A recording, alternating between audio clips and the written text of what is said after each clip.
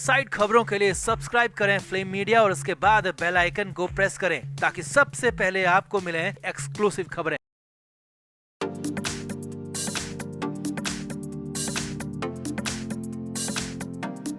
महाराष्ट्र में नवाब मलिक का मामला लगातार तूल पकड़ता जा रहा है। लगातार मामले में नया एक्शन हो रहा है। अब करीब 4 दिन तक नवाब मलिक अस्पताल में थे, लेकिन सोमवार को नवाब मलिक को जेजे अस्पताल से डिस्चार्ज कर दिया गया। लेकिन अस्पताल से बाहर निकलते ही ईडी ने सीधे ही नवाब मलिक को एक बार फिर से अपने लॉकअप में पहुंचा दिया। हालात ये थे कि ईडी ने नवाब मलिक की बीमारी पर भी कोई रहम नहीं दिखाया और ऊपर से जो बात नवाब मलिक ने सोची भी नहीं थी वो हो गई, जिससे मलिक की हालत एक बार फिर से बिगड़ गई। जी हाँ, पूरी रात नवाब मलिक के लिए काली हो गई। तो क्या हुआ अस्पताल से आने के बाद ईडी दफ्तर में, कैसे कटी नवाब मलिक की रात, सब कुछ आपको दिखाते हैं, बताते हैं। आप इस वीडियो को शेयर करें और कमेंट बॉक्स में जरूर बताएं कि क्या ईडी का एक्शन ठीक है या फिर गलत। कमेंट करके जरूर बताएं।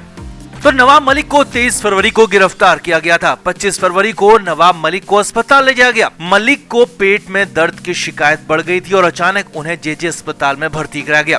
करीब 4 दिन नवाब मलिक का इलाज हुआ और 28 फरवरी की सुबह सुबह खबर आई कि नवाब मलिक अब ठीक हैं और उन्हें डिस्चार्ज कर दिया जाएगा। लेकिन इसमें भी लंबा वक्त लग गया और दोपहर बाद ही नवाब मलिक डिस्चार्ज हो पाए। अब ईडी तो पहले से ही तैयार बैठी थी और ईडी से इंतजार नहीं हो रहा था, क्योंकि ईडी के पास सिर्फ 3 मार्च तक की रिमांड फिलहाल है।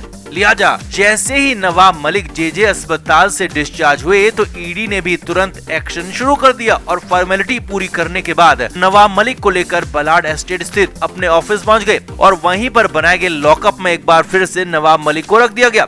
अब शायद नवाब मलिक को लगा होगा कि आज ही अस्पताल से छुट्टी मिली है या फिर आज देर हो गई है तो पूछताछ नहीं होगी, लेकिन ऐसा कुछ नहीं था। जी हाँ, देर शाम को ही नवाब मलिक से पूछताछ एक बार फिर शुरू हो गई। हालांकि कोर्ट की तरफ से परमिशन मिली है कि पूछताछ के दौरान नवाब मलिक के वकील भी उनके साथ रह सकते हैं, इसीलिए सारी फॉर्मेलिटी पूरी करने के बाद सोमवार की शाम को ही पूछताछ शुरू हो गई।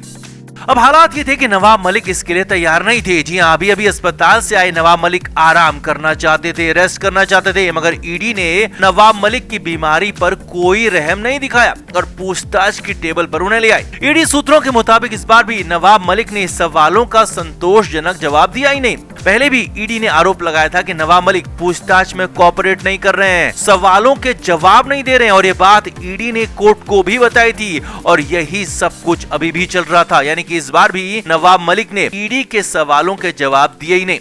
हालात ये थे कि समय बीतता गया, शाम से देर शाम और फिर रात भी हो गई, लेकिन न तो ईडी पीछे हटी और न ही नवाब मलिक। ईडी के सवाल जवाबों का सिलसिला चलता रहा और नवाब मलिक भी अपने ही अंदाज में सवालों को टालते रहे। हालात ये थे, नवाब मलिक ने खुद को आराम करने की जरूरत बता दी, लेकिन ईडी अधिकारी पूछताछ जारी रख रहे थे। जी हाँ, सूत्रों के मुताबिक रात होने के बाद भी पूछताछ रुकी नहीं, पूछताछ जारी रही। नवाब मलिक कहते रहे कि वो आराम करना चाहते हैं, लेकिन ईडी ने पूछताछ जारी रखी, सवाल होते रहे। लेकिन मजाल है कि नवाब मलिक को टस से मस भी कर पाए, उल्टा नवाब मलिक के वकील तक ईडी पर नाराज हो गए।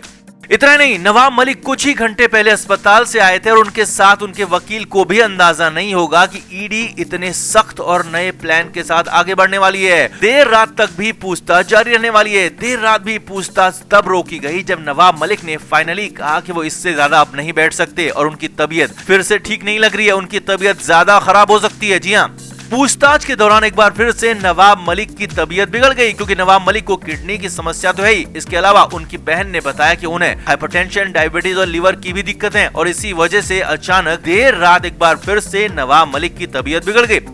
अब नवाब मलिक को ईडी ने घर का खाना और दवाई देने की भी मंजूरी दी है और मलिक के घर से खाना भी आया था, मगर नवाब मलिक ने खाना खाने से इनकार कर दिया और सिर्फ दवा ली। ईडी सूत्रों के मुताबिक लगातार देर रात तक हुए सवालों से नवाब मलिक का बीपी काफी ज्यादा बढ़ गया और वो काफी ज्यादा परेशान हो गए थे। उल्टा शुगर की दिक्कत से परेशानी और बढ़ गई थी। अब हालात ये थे कि पूछताछ तो खत्म हो गई, लेकिन नवाब मलिक की हालत लॉकअप में आते ही फिर से बिगड़ गई। जो नवाब मलिक अस्पताल से डिस्चार्ज होते ही ठहाके लगाकर हंस रहे थे, ईडी के लॉकअप में आते ही उनकी हालत फिर से बिगड़ गई। बीपी और शुगर के मरीजों को वैसे भी देर रात तक जागने की सलाह नहीं दी जाती और समय समय पर खाना खाने, समय पर दवा लेने की सलाह दी जाती है। जाती है, मगर यहाँ पर तो बिल्कुल उल्टा हो रहा था। देर रात तक नवाब मलिक जगे हुए थे, खाना खाने से इनकार कर रहे थे, दवाओं में भी ढिलाई हो रही थी, जिसके बाद नवाब मलिक को नींद भी कहाँ आने वाली थी, क्योंकि घर तो घर, अस्पताल जैसा आराम भी यहाँ नहीं था। अस्पताल में भी सारी सुविधाएं मौजूद थी, मगर यहाँ तो फिर से वही फोल्डिंग बेड, सामान्य पंखा और सामान्य कमरा। ईडी सूत्रों के मुताबिक पूरी रात नवाब मलिक सो नहीं पाए। पूरी रात नवाब मलिक परेशान ही रहे। करीब 5 से 6 बार तो वॉशरूम ही गई और एक तरह से ईडी के सवालों ने नवाब मलिक की पूरी रात काली कर दी। मलिक को अंदाजा भी नहीं रहा होगा कि ईडी उनका ऐसा स्वागत करेगी, इस तरह की सख्ती दिखाएगी। लेकिन ईडी के सामने भी सिर्फ 3 मार्च तक का वक्त है और उसी का नतीजा हुआ कि पूरी रात नवाब मलिक सो नहीं पाए। कभी बेड पर लेटते, कभी बैठ जाते तो कभी खड़े हो जाते। ईडी सूत्रों के मुताबिक रात भर नवाब मलिक परेशान रहे, रात भर करवटें बदलते रहे। अब ईडी के पास सिर्फ 3 दिन का वक्त बचा है और हो सकता है कि आगे और भी सख्ती ईडी की तरफ से हो सकता है कि पूछताछ के राउंड बढ़ जाएं, पूछताछ का समय बढ़ जाए और ये भी हो सकता है कि पूछताछ का तरीका भी बदल जाए, क्योंकि ईडी सूत्रों का साफ कहना है कि नवाब मलिक कोऑपरेट नहीं कर रहे हैं, सहयोग नहीं कर रहे हैं और ये वो कोर्ट को भी बता चुके हैं। और अगर सख्ती यहाँ पर बढ़ाई जाती है तो नवाब मलिक की हालत फिर से बिगड़ना तय है, क्योंकि एक नहीं उन्हें कई बीमारियां हैं और ये बीमारियां एक बार फिर से यहाँ पर खड़ी हो सकती हैं और इन बीमारियों की वजह से नवाब मलिक की हालत एक बार फिर से ज्यादा बिगड़ सकती है। तो कुल मिलाकर नवाब मलिक के लिए फिलहाल राहत की कोई खबर नहीं है। लगातार आफत पे आफत आई जा रही है, आफत बढ़ती जा रही है। तो आपका क्या मानना है, क्या नवाब मलिक की बीमारी और उनकी उम्र को देखते हुए ईडी को कुछ लिहाज करना चाहिए, कुछ नरमी बरतनी चाहिए या फिर और तेज सख्ती से पूछताछ होनी चाहिए, क्योंकि सच निकालना जरूरी है? तो कमेंट करके आप भी जरूर बताएं और वीडियो को शेयर भी करें। Flame media report.